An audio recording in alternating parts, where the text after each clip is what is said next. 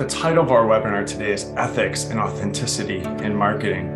And gosh, why do we even have to say authenticity in marketing? Like, perhaps we have to say that because a lot of what we see in our experience with the marketing world is, and maybe just the way that we're conditioned growing up watching TV, watching, infomercials and all this stuff, it's like, we have an idea. I think those of us in American society develop an idea of marketing. And I wonder if we can start to reshape that definition, reframe that in a way that really maybe more accurately exemplifies the true potential and power of how this can be a beneficial force for our society. So curious to hear, what that sparks for you. What is marketing in its essence, and how can it be done in an authentic, ethical way? Yeah, that's some good questions to ask.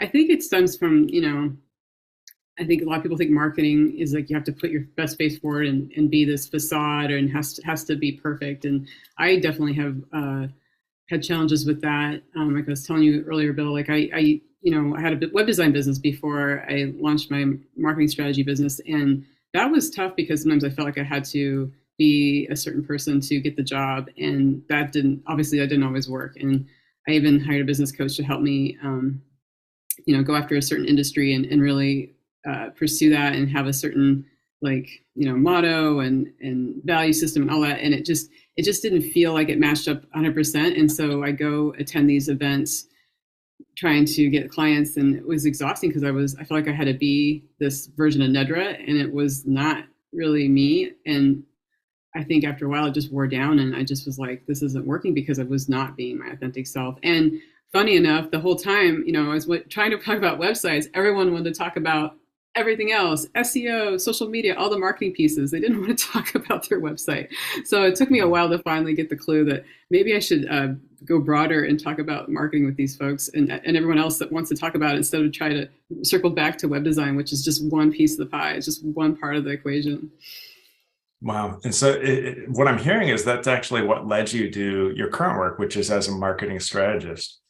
And I'm curious to hear, what satisfaction that brings for you, playing more of this strategic role where you're maybe doing a little more client-facing dialogue, more human work, I guess, could we say, versus maybe more of the technical kind of behind the scenes in the bat cave kind of work.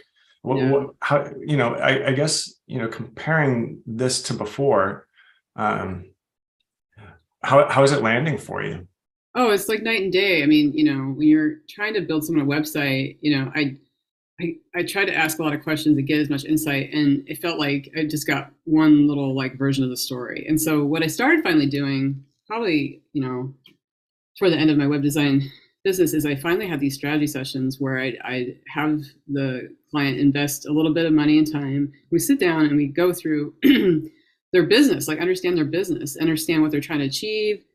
What were they doing for marketing? And again, it was only scratching the surface, but at least I got a better sense if a website even made sense, because sometimes it wouldn't, after coming out of those, it would be like, well, maybe you should put more energy into email marketing. Maybe your website doesn't really need to be updated. And it gave us a chance to kind of just get to know each other and see if it would be a good project for both of us to work together on as well.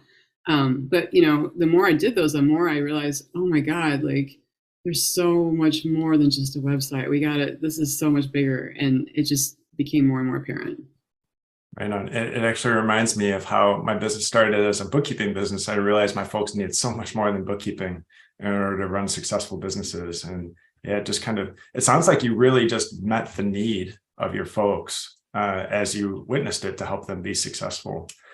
And, in the course of, being a really positive force and influence on these clients, what are some of the maybe horror stories that you've seen, or maybe even your own experience, like questionable marketing practices that people are being taught, or maybe even some bad experiences that you've had, either your clients or yourself with marketing professionals or business coaches that, maybe give marketing a bad name, and how can we draw the longer line and show a better way? Yeah, I definitely have some things to say. I think a lot of it just comes back to social media. I think that's really, because that's the hot ticket item right now, and TikTok and things like that are where, everyone's obsessed with them. I think there's a lot of like, if you do it this way, it'll work. And it's all, it goes back to that cookie cutter, you know, like path. And if you're not getting any kind of customization or actual like personal, information from a marketer, then, you're probably overpaying for what you're getting and you're not getting what you need. And, like I was talking with you earlier, Bill, like a lot of times the clients I work with are a bit on more of the sensitive introverted side. So a lot of those traditional marketing tactics and things aren't going to work. Like I had so many clients that come to me and they're like, oh, I just tried to do a video of myself on Instagram and I just wanted to cry. Like that was just a miserable experience. I'm like, then don't do it. Then that's not, you're not being your authentic self. That's just torture for you. Let's find other ways. Maybe you like to write. Maybe you actually don't mind doing audio. You could do podcast interviews. There's just so many ways you can share your message that doesn't have to be like in your face video that everyone thinks is like, again, the hot ticket item, and it's just one convention, and it's going to evolve. I mean, 10 years ago video wasn't around because we didn't have the infrastructure. Now it's so popular, but it's going to evolve into something new and different in the next 5 to 10 years. Again, it's all, people get really excited with the flash in the pan stuff, but it's the longevity of things like email marketing and other tried and true methods, like networking and things like that really will dial into building better, more authentic relationships for the long term. Wonderful. So, this is something that I get asked a lot is how do you build your list? But, not just build a list. How do you build a list for quality? And how do you build a list, in a way that's maybe ethically aligned? That, because I know there are some various strategies out there, like, I think purchasing emails is less common these days, but I still see it kind of happening. There's, kind of raking emails, so, and that's maybe not as common. There's kind of automated lead generation strategies. On LinkedIn, almost every day I have like a lead generation strategist reaching out to me with some kind of cookie cutter message that's like really clearly just a sales message that I don't want to engage with. But I'm curious to hear, what do you generally recommend for clients with building their lists? Yeah, so I think it goes back to like, who do you want to, quality versus quantity. It's really important. And so, anytime you have an interaction with someone, whether it be like, maybe even a networking call or a discovery call, or even just having them fill out a form, you can always ask them, would you like to subscribe to my newsletter? And you'll be surprised how many people will say yes. I think just asking the question and being, asking permission and getting that opt-in is so important. And, asking the right people at the right time. And it takes time. It's not something that happens quickly. And everyone's been at the bottom. I listened to Seth Godin's podcast, and he was talking about when he only had 20 subscribers back in the day. Everyone starts somewhere, and you just have to be consistent and keep showing up and keep asking. And it's all about asking the right people too. But you'd be surprised. Like I've done some experiments where I've asked people, and they're like, "Yeah, sure, that sounds great." I'm like, "Okay, wonderful." And so I think it's, and then you have to really be consistent with your email marketing. I've seen people just be really spotty with it, and then that doesn't make a good impression. So you got to be ready to commit, and that's why it's so important to get help and strategy and all that to do this right thing. Because half-assed email marketing campaigns not going to cut it. People know what's good, and they want to see something that's polished and good, and they don't. It's important to invest in that. Well, that's really interesting. So what is good with email marketing? And I think maybe if we could kind of like define that for folks, or lay out some parameters in terms of like frequency, rhythm, content, like how often do we present like an offer versus how, proportion of offers versus just straight nurturing emails. What are some perspectives that you like to put into consideration when guiding folks in that realm? Yeah, I think, being, at least once a month, I have people tell me, I want to do it quarterly. Like, then don't do it. Like, what's the point? You got to do it at least once a month. And the idea is you're getting your name into their inbox. They may not open the emails, but they're thinking of you when they see that name and see your name. And that's really important. So you kind of think of it like, you're basically becoming top of mind. It's giving you a chance to do that. And it's also, it's really relevant. And this is something I work with a lot with clients is, re-messaging in your email what you can, maybe you're sharing on social media, you're sharing in other capacities. So, it's okay to repeat yourself. And again, the frequency of when to do the sale, I think it's kind of like an 80-20 rule or 70-30, depending on the business. 80 to 70% of the time it's giving a value, educating, you know, storytelling, that type of thing. And then the rest of it, you can do some sale pitching and, presenting what your offer is and your promotion.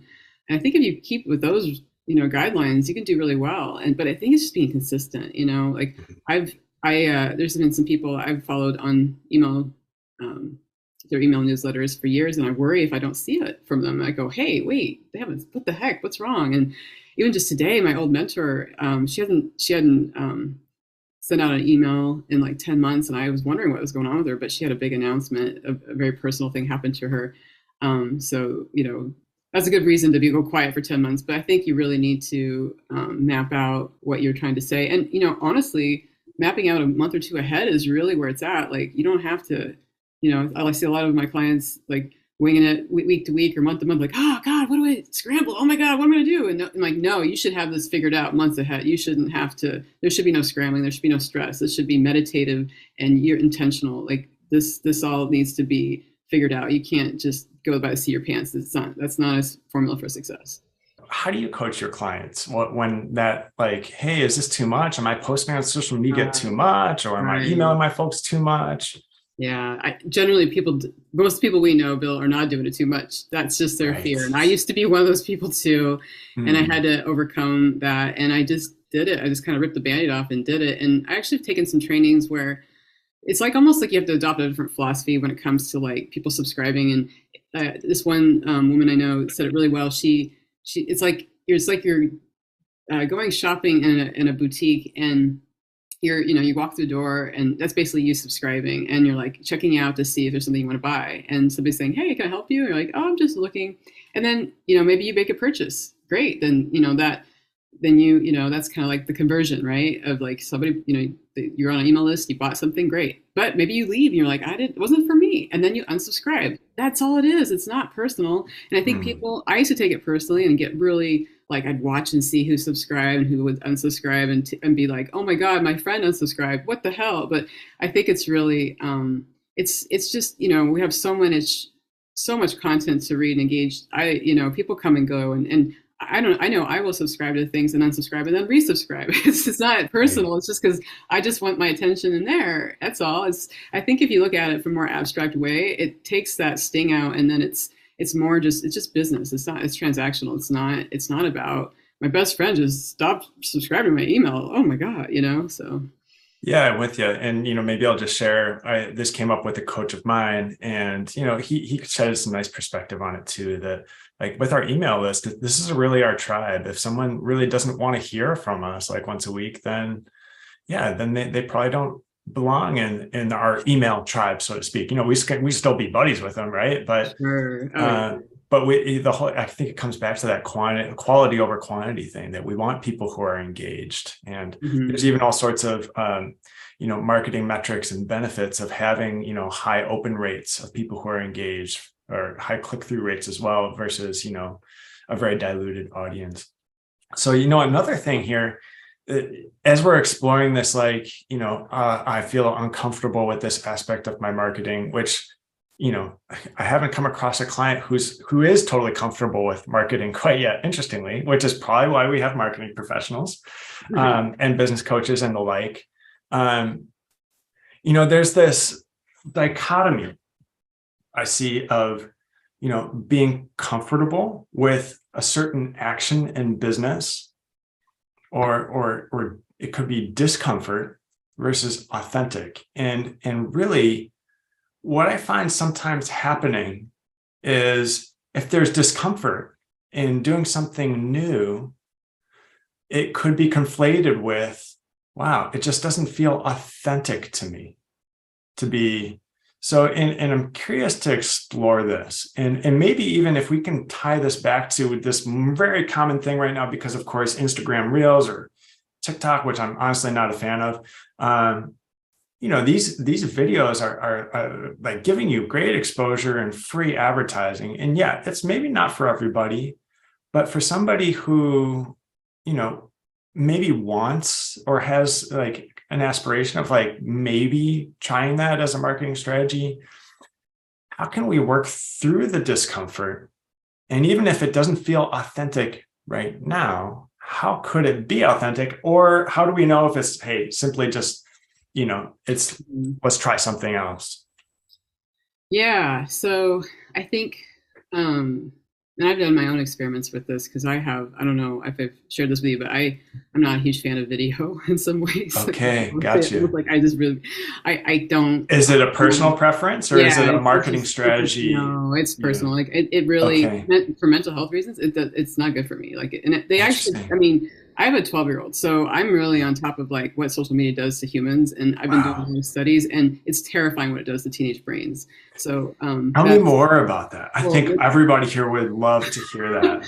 well, I mean, I we're mean, not talking adults. about like family stuff, but I No, mean, just in no, general, what's your it's. I observation? mean, these kids are getting phones, and they don't know. It's like, I mean, it's a tool, but it can be used for harm. It can be used for great. And they don't, no one's teaching these kids how to use the phones. We barely know how to use the goddamn phones. So it's just like, I don't know, it's a very sensitive subject with me, so I won't get too Right. worked up. But It's all anyway, good. there's studies that show that, and I was just talking about this with another parent, like how, if you're on scrolling and looking at videos, it really messes with your brain. It's not good.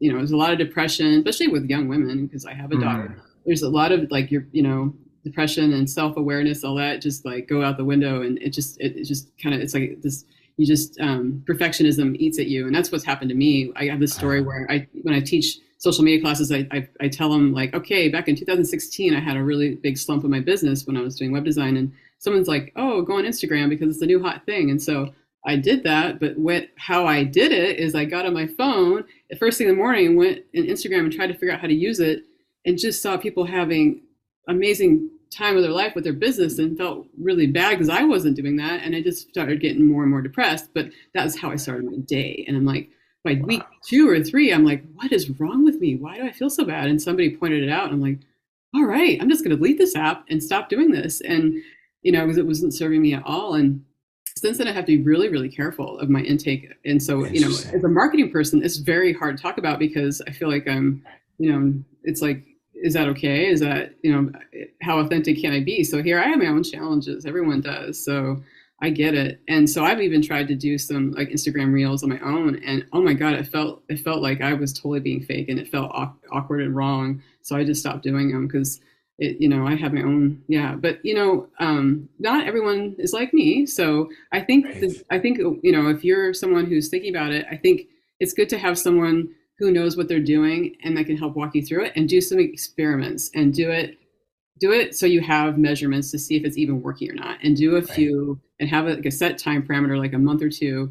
And you have to do things consistently. You can't, again, spotty doesn't work. So if you're going to do like a reel or TikTok or something, you have to have a formula, or not, sorry, you have to have a plan in order to execute on that. And then make sure that, are you seeing results? Are you seeing conversions? Are people buying from you? Is it Mm, working? Or are you getting signups, or whatever you're trying to do, whatever conversion? Great. If you're not, stop. That's the thing. I think that's where marketing really sours people, is they think they don't understand when to stop and when to do something different. right. Wow. And I just want to name and appreciate, you being able to share as a professional a little bit of vulnerability. And I think it's something everybody here can probably relate with. Like, yeah, it's like we're experimenting in our business sometimes and seeing what works and what doesn't work. Yeah. And, seeing where our growth edge is. And, sometimes it's just more practical to go with, hey, this is my bread and butter. This is what I know. And this is what I can do on a daily or weekly basis. So where I would love to go with this right now is, because we're touching into this vulnerability piece, which is tough in the business world. It's almost like, as professionals trying to attract business, it's in our benefit to project strength and confidence and competence and all of that.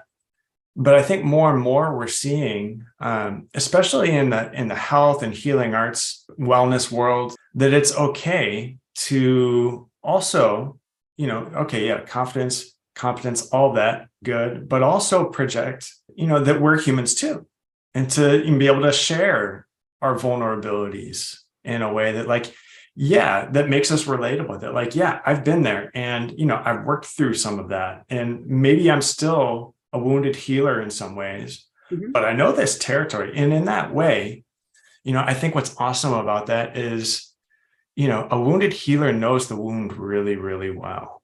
right? And so I think they're almost more qualified than somebody who's just a natural and never had a wound ever before. You know what I mean? Yeah. So, how do we make marketing a positive influence in the doom scroll that it becomes like an enlightened scroll rather than a doom scroll, right? Yeah. Where, and I've seen some social media where people are sharing in a very authentic, vulnerable way, in a way that brings a lesson to light and lets people feel okay with themselves and feel seen and heard and not feel alone in their pain versus feeling like, oh, everybody else is perfect, projecting this kind of fake facade kind of thing. So I apologize if I'm not formulating this into a super clear pointed question, but I think, how is this kind of like watercolor question coming together for you? No, I get it. I totally get it. So I think it's a fine line between being projecting perfectionism, but then on the other side of the scale is like you don't want to be seen as a victim, and that doesn't, Right. right? That's the other extreme, right? You don't want to come across that way. So it's Yeah, like, no one wants to get helped by someone who can't even help themselves, right? no, So and that's why I very carefully talk about my own hangups. So it's right. But awkward. the reality is you're helping people in major, major ways. I Yeah, see yeah, you in yeah, sure. action. So actually, have a really good example that I just ran across this morning. An old client of mine, he shared a post on LinkedIn. That's where I hang out the most. You know that, Bill. Right. That's my like what Me the too. social media that I feel comfortable in. Same here. Yeah, exactly. Person, It's a I little more professional, I find. It's like yeah, it's not as yeah. much of like Wild Wild West, just kind of No, like no, back alley kind of like dudes right. thugs walking around with like clubs and just like Well, you don't hear blood spilling studies. on the ground. I'm hearing studies about LinkedIn doing stuff for people's mental health. So yeah, that makes me feel good. Is So so can I get you to say something more about that? Studies yeah. have shown LinkedIn is better for your mental health. No, I just haven't seen any negative thing. I haven't seen anything negative about it versus Instagram. Okay. Yeah, Okay. so I no. mean, that would be kind of cool if, I mean, not that You I'm can like working tell. for LinkedIn and trying to I promote know. them, but I don't know. I think people don't really understand the power of LinkedIn yet. I think it's still people see it as a resume, so it's whatever. It's right. still Yeah, I funny. think it has a lot of untapped potential as well. Yeah. So here's the thing. So my past client, he wrote about how he had this big launch, and then he was all ready, and then he failed to hit send or something. It's like we all been there. We've all done this, right? Mm, And and then how that failure just eats at you. And he talked about that. He talked about how like his self-talk was just like spiraling and eating, just being so mean. He's like, I would never talk to my employees or my friends like this. Why am I talking to myself like this? So he actually went into like vulnerability about very Brene Brown, like, I took the high road and I decided not to beat myself up, and it was boring, but I needed it. And how that's something he can repeat again, and how he shared that with his employees and how powerful that was. So yeah, I think you can share vulnerability. You just have to figure out the parameters, and maybe you do take baby steps, and you figure out what your value system is. And maybe, like I was kind of thinking about this last night when we were for our talk, like maybe you focus on a value that's really important to you, like mental health, or maybe you focus on, climate change, or something that you can speak on, that people can take action on, or that you can educate on. I think just take, one little sliver of that is a place to start, and that's something you can do on social media for sure, and help educate and feel like you're sharing something yourself, but you're not like unveiling your whole life history. Nedra, Nedra, do you think we covered this subject well? Is there anything else do you think that might round off this discussion in terms of, really drawing the line of, how we can make marketing a positive force in our Yeah. society and really reflecting our business and what we're bringing to the world in a deeply serviceful way? Yeah, truth actually got me thinking. There's definitely folks like yourself and law and finance. I've talked about this with Bill too. You have to be. It's like marketing is very different when you have different parameters, and you have to abide by your industry and what is what you're allowed to say. You have to be more careful when you're dealing with more higher risk, higher level types of subjects and topics. And so I think um, I think with that, it's just, don't make false claims, be genuine, find creative ways to share who you've helped. I think when it comes to this, like the three big ones, like health, law, and finance, if you can share how you've helped people and do some more storytelling, like kind of going back to Donald Miller, building a story brand. A lot of you, I think, on this, I think a lot of you guys know what I'm talking about. Talking about how, making a story of how you've helped people, and taking away people's pain and taking away and helping them avoid failure is really what to focus on. And make it, why are you unique? Why should someone work with you versus the other dietitian over there? Why, what makes you different? And that's where you can be a little bit more vulnerable and play with that. And that's where I think authentic marketing can really make a stand and a difference in people's lives. Wonderful. Yeah. So, Nedra, if folks wanted to get in touch with you or follow your work, what would be a way that they could do that? Do you have like a link or do you have like a little freebie that you might be able to offer? Oh, yeah. If you just go to my website, nedrarezinas.com, I can put a chat. You can go there, and I have a great little, I think it's like 25 minutes freebie is a video of me talking about breaking down how to manage social media in this like authentic way, how to utilize it and marketing in general. And that gives you a kind of a sense of working with me. And then if you like that, we can talk more. And I have, other kinds of packages that will help you to get through what challenges you might be facing. Awesome. Nedra, I know you offer this wonderful course from another professional out there, where you can create even a month or a year's worth of content in a day or a few days. Mm-hmm. Curious to hear, what your hacks are, what hacks you sometimes recommend to your clients in order to sort of kind of stack the marketing activities, kind of like what Moshe's recommending here. Yeah, I love that analogy, Moshe. Thanks for that's a perfect way to think about it. Like for myself, and I try to get my clients to this too, is like planning social media out like a month ahead of time. Because then, like right now, I'm pretty much ready. I'm pretty much done for March, and you schedule it in, whoever's, usually there's native schedulers you can put things in these days. You don't have to buy anything. LinkedIn even has one, so that could take the load off. And then you have to keep popping in to check on things. But again, it's all about you're going to the jungle. You set a timer and you do what you do, and then you get out. You don't get distracted. Like that's. You have to be really cognizant of your time. And then I think with newsletters, what I've done is I'll block out some time and I'll crank out 3 or 4 sometimes. And then I have, a couple months worth or a couple weeks worth of newsletters. And that, what I also do, one of my hacks is I have Evernote.